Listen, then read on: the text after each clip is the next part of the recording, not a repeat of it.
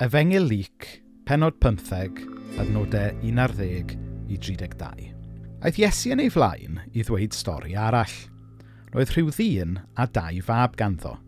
Dyma'r mab ifancaf yn mynd at ei dad a dweud, Dad, dwi eisiau i ti roi fy siar i o'r ystad i mi nawr.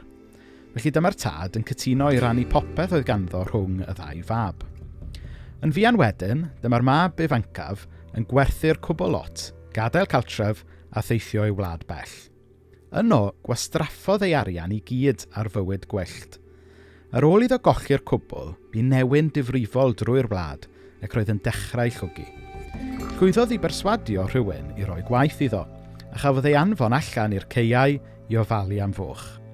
Aeth pethau mor ddrwg nes ei fod yn cael ei demtio i fwyta peth o'r bwyd moch, doedd neb yn rhoi dim arall iddo. Yn awr diwedd, calliodd, ac meddai, beth dwi'n ei wneud yn y fan yma yn llwgu farwolaeth? Mae'n had yn cyflogi gweithwyr, ac mae ganddyn nhw ddigonedd o fwyd. A fi adre at dad, a dweud wrtho, Dad, dwi wedi pechu yn erbyn Duw ac yn derbyn di. Dwi ddim yn heiddi cael fy ngalw'n fab i ti ddim mwy. Gad i mi fod yn un o'r gweithwyr sy'n cael cyflog gen ti. Felly ffwrdd ag yn ôl adre. Gwelodd ei dad e'n dod pan oedd yn dal yn bell i ffwrdd. Roedd ei dad wedi cynhyrfu, a rhedodd at ei fab a'i gofleidio a'i gysanu.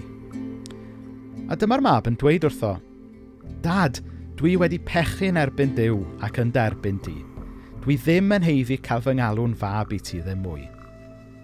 Meddai'r tad wrth y gweision, Bryswch, ewch i'n ôl mantell iddo ei gwisgo, yr un orau. Rhowch fodrwy ar ei fus a sandalau ar ei draed. Yna ewch i ladd y llo sydd wedi cael ei besgu i ni gael parti. Roedd fy mab i wedi marw, ond mae wedi dod yn ôl yn fyw. Roedd ar goll, ond dyn ni wedi gael yn ôl. Felly dyma'r parti'n dechrau.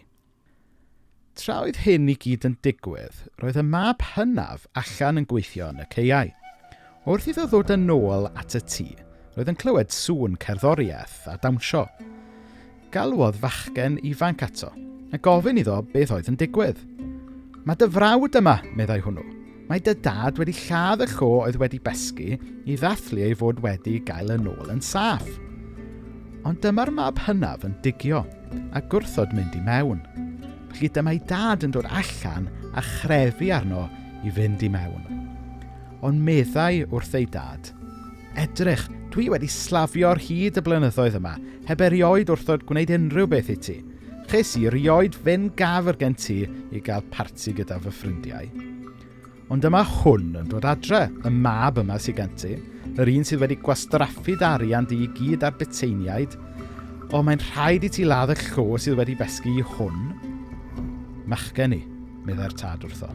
Rwy ti yma bob amser, a ti sydd bu a popeth sydd gen i ar ôl. Ond roedd rhaid i ni ddathlu. Roedd dy frawd wedi marw, ond mae wedi dod yn ôl yn fyw. Roedd ar goll, ond dyn ni wedi gael yn ôl.